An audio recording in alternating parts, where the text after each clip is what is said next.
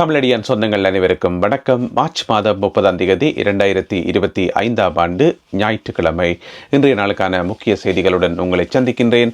இன்றைய நாளுக்கான முக்கிய செய்திகளாக நேற்று முழுவதும் மிகுந்த பரபரப்பாக ஓடிக்கொண்டிருந்த உப்பு பிரச்சனைக்கு ஒரு தீர்வு ஒன்று கிடைத்திருக்கின்றது. அது குறித்து விரிவாக பார்க்க இருக்கின்றோம். லைக்கா நிறுவனத்துக்கு எதிராக முக்கியமான விசாரணைகள் நடத்தப்பட இருப்பதாக ஊடகம் ஒன்று செய்தி வெளியிட்டுள்ளது. அது குறித்து விரிவாக பார்க்க இருக்கின்றோம். இந்திய பிரதமர் நரேந்திர மோடி அவர்கள் இலங்கைக்கு வருகின்ற போது 6 விதமான ஒப்பந்தங்கள் கைச்சாத்திடப்பட உள்ளதாக தகவல் ஒன்று வெளிவந்துள்ளது. அது குறித்தும் விரிவாக பார்க்க இருக்கின்றோம். இந்த செய்திகள் உட்பட மேலும் பல செய்திகளும் அத்துடன் ஒரு முக்கியமான கேலி சித்திரமும் இன்றைய காணொளியில் காத்திருக்கின்றன. விரிவான செய்திகள் தொடர்கின்றன. இந்திய பிரதமர் நரேந்திர மோடி அவர்கள் இலங்கைக்கான உத்தியோகபூர்வமான பயணத்தை மேற்கொள்ள இருக்கின்றார். அவர் இலங்கைக்கு வருகின்ற போது 6 முக்கியமான ஒப்பந்தங்கள் கைச்சாத்திடப்பட உள்ளதாக தகவல் ஒன்று வெளிவந்திருக்கின்றது. அந்த 6 முக்கியமான ஒப்பந்தங்களில் ஒரு சில ஒப்பந்தங்கள் பற்றிய செய்திகள் வெளியாகி இருக்கின்றன. அதில் மிக முக்கியமான ஒப்பந்தம் என்னென்று பார்த்தீங்கன்னு சொன்னால் பாதுகாப்பு ஒப்பந்தம். 2 நாடுகளுக்கும் இடையிலான பாதுகாப்பு உடன்படிக்கை, அதாவது கடல் பாதுகாப்பு மற்றும் வான் கண்காணிப்பு போன்ற பலவிதமான ஒப்பந்தங்கள் அதுக்குள்ள உள்ளடங்குது. 2 நாட்டு இராணுவம் சேர்ந்து பயிற்சிகளில் ஈடுபடுவார்கள் மற்றும் புலனாய்வு தகவல்களை பகிர்ந்து கொள்வார்கள். இது போன்ற அடிப்படையில் அந்த ஒப்பந்தம் கைச்சாத்திடப்பட உள்ளதாக தகவல் ஒன்று வெளிவந்திருக்கின்றது. அது முதலாவது ஒப்பந்தம், பாதுகாப்பு ஒப்பந்தம். அதே போல 2வது ஒப்பந்தம் பார்த்தீங்கன்னு சொன்னா தமிழ்நாட்டிலிருந்து மன்னாருக்கு கடலுக்கு அடியால கேபிள்கள் போட்டு மின்சாரத்தை வரவழைக்கின்ற ஒரு திட்டம், அதாவது நிலத்தடி மின்சார திட்டம் ஒன்று. அது சம்பந்தமாகவும் பிரதமர் மோடி அவர்களும் ஜனாதிபதி அனுரகுமார திசாநாயக்கா அவர்களும் ஒப்பந்தம் ஒன்றில் கைச்சாத்திட இருப்பதாக தகவல் ஒன்று வெளிவந்துள்ளது. அதேபோல மன்னார் வைத்தியசாலையினுடைய சேவைகளை மேலும் மேம்படுத்தும் விதமாக இன்னும் ஒரு ஒப்பந்தம் ஒன்றும் கைச்சாத்திடப்பட உள்ளதாக தகவல்கள் வெளியாகியுள்ளன. எனவே இந்திய பிரதமர் நரேந்திர மோடி அவர்கள் இலங்கைக்கு வருகின்ற போது 6 விதமான ஒப்பந்தங்கள் கைச்சாத்திடப்பட உள்ளன. அவற்றிலே ஒரு சில ஒப்பந்தங்கள் பற்றிய தகவல்கள் இதுவரை வெளிவந்துள்ளன. தேவேந்திர முனையில் இடம்பெற்ற கொலை சம்பவத்துடன் சம்பந்தப்பட்டவர்களுக்கான வழக்கு விசாரணை நேற்று 29 இடம்பெற்றது. உங்களுக்கு தெரியும், தேவேந்திர முனை பகுதியில் 2 இளைஞர்கள் கடந்த வாரம் சுட்டுக் கொல்லப்பட்டிருந்தார்கள். அந்த கொலையுடன் சம்பந்தப்பட்ட ஒரு சிலர் கைது செய்யப்பட்டு தடுத்து வைக்கப்பட்டிருந்தார்கள். அவர்களுக்கான விசாரணைகள் நேற்று இடம்பெற்றிருந்தன. இதன்போது அவர்களை தொடர்ந்தும் விளக்கமறியலில் வைக்குமாறு நீதிமன்றம் உத்தரவிட்டிருக்கின்றது. எதிர்வரும் ஏப்ரல் மாதம் 8 வரை அவர்களை விளக்கமறியலில் வைக்கும்படி உத்தரவு பிறப்பிக்கப்பட்டிருக்கின்றது. இதுல கைது செய்யப்பட்டார்கள் யாருன்னு பார்த்தீங்கன்னு சொன்னா, ஒன்று இந்த கொலையை செய்வதற்கான ஒப்பந்தத்தை பெற்றுக்கொண்டவருடைய மனைவி, அவ கைது செய்யப்பட்டிருந்தவா. அதே போல இந்த கொலை சம்பவத்துக்கான உத்தரவை பிறப்பித்தவர், வெளிநாட்டிலிருந்து உத்தரவு பிறப்பித்தார் என்று சொல்லி அவருடைய பேர் என்னென்று பார்த்தீங்கன்னு சொன்னா தெஹி பொட்டான்னு சொல்லி ஒரு ஆள், அவர் தான் இந்த உத்தரவை பிறப்பித்தவர். அவருடைய உறவினர் இலங்கையில் இருக்கிறார், அவரும் கைது செய்யப்பட்டவர். அதோட இந்த கொலை சம்பவத்தில் ஈடுபட்ட கொலையாளிகள் இருக்கிறது தானே, அவைகளுக்கு தங்குமிட வசதியை ஏற்படுத்தி கொடுத்தார் என்று சொல்லி இன்னும் ஒருவரும் கைது செய்யப்பட்டவர். எனவே கைது செய்யப்பட்ட எல்லாரும் நேற்று நீதிமன்றத்திலே முற்படுத்தப்பட்டு அவர்கள் மீதான விசாரணைகள் இடம்பெற்றன. அதன்போது நீதிபதி அவர்களை எதிர்வரும் ஏப்ரல் மாதம் 8 வரை விளக்கமறியலில் வைக்கும்படி உத்தரவு பிறப்பித்துள்ளார். கொழும்பு போலீஸ் தலைமையகத்துக்கு அருகாமையில் நேற்று ஒரு ஆர்ப்பாட்ட பேரணி ஒன்று இடம்பெற்றிருக்கின்றது. அதாவது ஸ்லேவ் ஐலண்ட் பகுதியில் இருக்கின்ற போலீஸ் ஹெட் குவார்ட்டர்ஸுக்கு அருகாமையில் இந்த ஆர்ப்பாட்ட பேரணி ஒன்று இடம்பெற்றிருக்கின்றது. உங்களுக்கு தெரியும், ஒரு முஸ்லீம் இளைஞர் ஒருவர் பயங்கரவாத தடை சட்டத்தின் கீழ் கைது செய்யப்பட்டு தற்பொழுது தடுத்து வைக்கப்பட்டிருக்கின்றார். அவர் இஸ்ரேலுக்கு எதிராக ஸ்டிக்கர் ஒட்டினார் என்கின்ற குற்றச்சாட்டின் அடிப்படையில் அவர் கைது செய்யப்பட்டிருக்கின்றார். அதுவும் பயங்கரவாத தடை சட்டத்தின் கீழ் அவரை கைது செய்து தடுத்து வைக்கப்பட்டிருக்கின்றார் அல்லது அவர் மீது விசாரணைகள் இடம்பெறுகின்றமையை கண்டித்து நேற்று இந்த ஆர்ப்பாட்ட பேரணி இடம்பெற்றிருக்கின்றது போலீஸ் தலைமையகத்துக்கு அருகாமையில். நேற்று முழுவதும் மிகுந்த பரபரப்பை ஏற்படுத்தியிருந்தது இந்த உப்பு பிரச்சனை. அந்த உப்பு பிரச்சனைக்கு ஒரு தீர்வு ஒன்று வந்திருக்குது. அமைச்சர் ராமலிங்கம் சந்திரசேகர் அவர்கள் சொல்லியிருக்கார், இது ஆனையிரவு உப்பு என்ற பெயரில் தான் அழைக்கப்படும். இப்போ அவசரமாக நாங்கள் திறந்தபடியாக ஏற்கனவே இருந்த பெயராகிய ரஜ லுணு என்ற பெயரை பயன்படுத்தினாங்களே தவிர அதை நாங்கள் நிரந்தரமாக வச்சிருக்க போகிறது இல்லை. அந்த பெயரை ஆனையிரவு உப்பு என்று மாற்றித்தான் மிக விரைவில் எல்லா இடமும் நாங்கள் விநியோகிக்க போகிறோம். எனவே யாருமே இதை பற்றி கவலைப்பட தேவையில்லை. ஆனையிரவு உப்பு என்ற பெயரில் தான் இது இருக்கும் என்று சொல்லி அமைச்சர் ராமலிங்கம் சந்திரசேகர் அவர்கள் ஊடக சந்திப்பு ஒன்றை நடத்தி அது சம்பந்தமாக ஒரு விளக்கம் ஒன்றை கொடுத்திருந்தவர். இதுக்கிடையில் அவர் சொல்லியிருந்தவர் என்னென்னு சொன்னால், நேற்று காலமை திறப்பு விழா நடந்ததானே ஆனையிரவு உப்பளத்தினுடைய திறப்பு விழா. அந்த திறப்பு விழாவின் போது அவர் உரையாற்றியக்குள்ள அங்க வச்சே சொல்லியிருந்தவர் இந்த உப்பு ஆனையிரவு உப்பு என்ற பெயரில் தான் அழைக்கப்படும் என்று சொல்லி அங்க வச்சு சொல்லியிருந்தவர். அதனால் ஏற்கனவே இருந்த பெயர் மாற்றமடைந்து இன்னும் ஒரு சில நாட்களில் ஆனையிரவு உப்பு என்ற பெயரில் முழு உலகத்தையே தரிசிப்பதற்கு இந்த உப்பு பார்க்கிறது.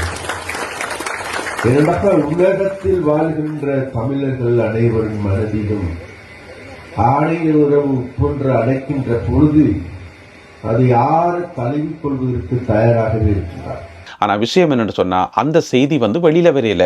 வெளியில் பரவின செய்தி என்னென்னு சொன்னால், இலங்கையில் இருக்கக்கூடிய முன்னணி ஊடகங்கள், வீரகேசரி உள்ளிட்ட முன்னணி ஊடகங்கள் எல்லாம் வெளியிட்ட செய்தி என்னென்னு சொன்னால், இது ரஜ லுணு என்ற பெயரில் தான் அழைக்கப்பட போது ஏப்ரல் மாதம் 1ஆம் தேதியிலிருந்து எல்லா இடம் விநியோகிக்கப்பட போது 400 கிராம் பேக்கெட் மற்றும் 1 கிலோ பேக்கெட் ஆகியவை சந்தையில் கிடைக்கும் ரஜ லுணு என்ற பெயரில் என்று சொல்லி எல்லா ஊடகங்களையும் இந்த செய்தி வந்தது. அப்போ கூட்டத்தில் உரையாற்றின அமைச்சர் ராமலிங்கம் சந்திரசேகர் அவர்கள் சொன்ன கருத்து உண்டு, வெளியில ஊடகங்கள்ல வந்த கருத்து வேறு உண்டு.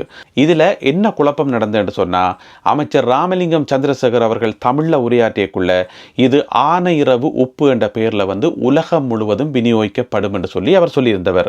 ஆனால் கைத்தொழில் அமைச்சர் சுனில் ஹந்துனெட்டி அவர்கள் சிங்களத்தில் உரையாற்றியக்குள்ள இது ரஜ லூணு என்ற பெயர்ல விநியோகிக்கப்படும் என்று சொன்னவர். அந்த செய்தி வெளியில வந்துட்டது. எல்லா இடம் பரபரப்பாக அடிபட்டது. இது யாருடைய பிழை? யாருடைய பிள்ளை? எனவே இதுதான் பேர், இப்படித்தான் பேர் என்று சொல்லி இறுதியாக தீர்மானித்து போட்டு அதை மட்டும் வெளியில் விட்டுருந்தா ஒரு பிரச்சனையுமே இல்லை. ஒரு அமைச்சர் தமிழில் ஒரு மாதிரியும் மற்ற அமைச்சர் சிங்களத்தில் வேறு மாதிரியும் சொல்லியக்குள்ள அது குழப்பமாயிட்டுது. எனவே இந்த குழப்பங்கள் எல்லாத்துக்கும் காரணம் நாங்கள் இல்லை, அதாவது ஊடகங்கள் இல்லை. இந்த நிகழ்ச்சியை ஏற்பாடு செய்த ஏற்பாட்டாளர்கள் செய்த தவறுதான். ஒரே பேரை எல்லாரும் சேர்ந்து ஒரே குரலில் சொல்லியிருந்தால் ஒரு பிரச்சனையுமே இல்லை.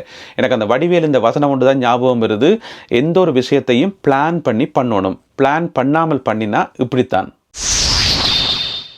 இந்திய பிரதமர் நரேந்திர மோடி அவர்கள் இலங்கைக்கு வருகின்ற போது தமிழ் பிரதிநிதிகள் 7 பேரை சந்திக்க போவதாக தகவல்கள் வெளியாகி இருந்தன.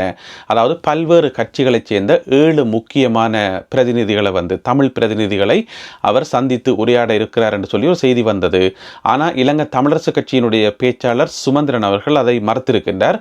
அப்படியான ஒரு எந்த ஏற்பாடும் இதுவரை செய்யப்படவில்லை என்று சொல்லியும், மிக குறிப்பாக இலங்கை தமிழரசு கட்சி சார்பாக யாருக்குமே இது அறிவிக்கப்படவில்லை என்று சொல்லியும், ஆனால் தாங்கள் நேரம் கேட்டிருப்பதாக சொல்லியிருக்கின்றார். இருந்த போதிலும் கூட இதுவரைக்கும் தங்களுக்கான பதில் எதுவும் கிடைக்கவில்லை. எனவே தமிழ் பிரதிநிதிகள் இந்திய பிரதமர் நரேந்திர மோடி அவர்களை சந்திப்பது சம்பந்தமாக எந்த ஒரு முடிவும் இதுவரை எடுக்கப்படவில்லை என தெரிய வருகிறது.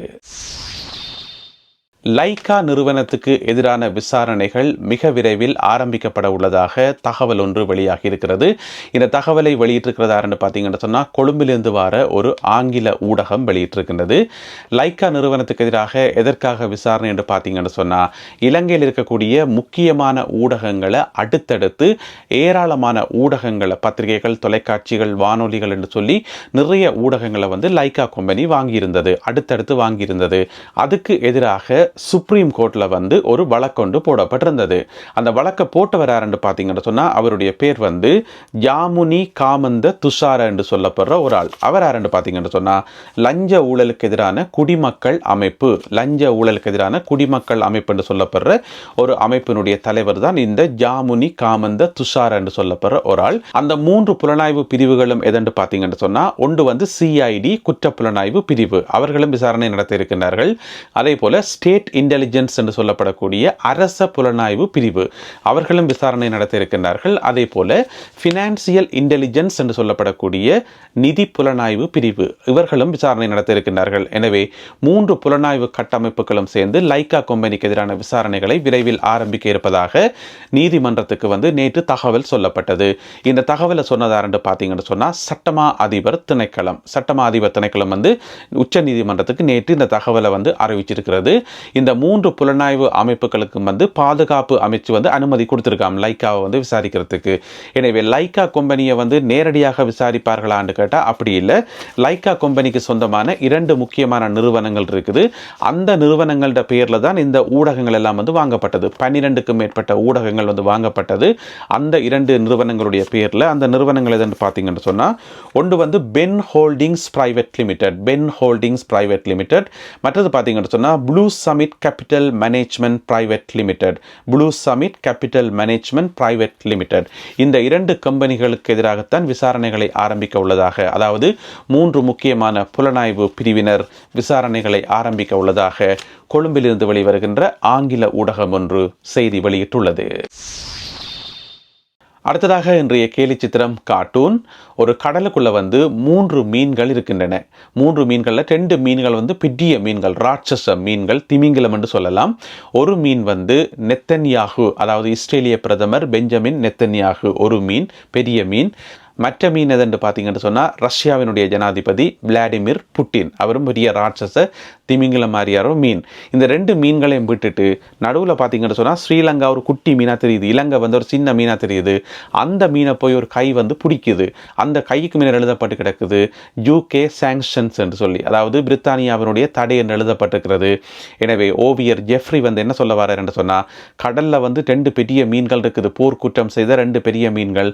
அந்த மீன்களை விட்டு போட்டு இந்த சின்ன மீனை வந்து பிடிக்கிறீங்களே என்ற அர்த்தத்தில் வந்து ஓவியர் ஜெஃப்ரி வந்து இந்த ஓவியத்தை வரைந்திருக்கின்றார். கிட்டத்தட்ட இதுக்கு சமமாக சிமிலராக இன்னும் நிறைய கேலி சித்திரங்கள் வேற பத்திரிகைகள் எல்லாம் வெளிவந்திருந்தன. இந்த கேலி சித்திரத்தை பார்க்கக்குள்ள நீங்கள் என்ன நினைக்கிறீர்கள் என்பதையும், அத்துடன் இன்றைய காணொளியில் பகிர்ந்து கொள்ளப்பட்ட செய்திகள் குறித்த உங்களுடைய கருத்துக்களையும் மறக்காமல் கீழே எழுதுங்கள்.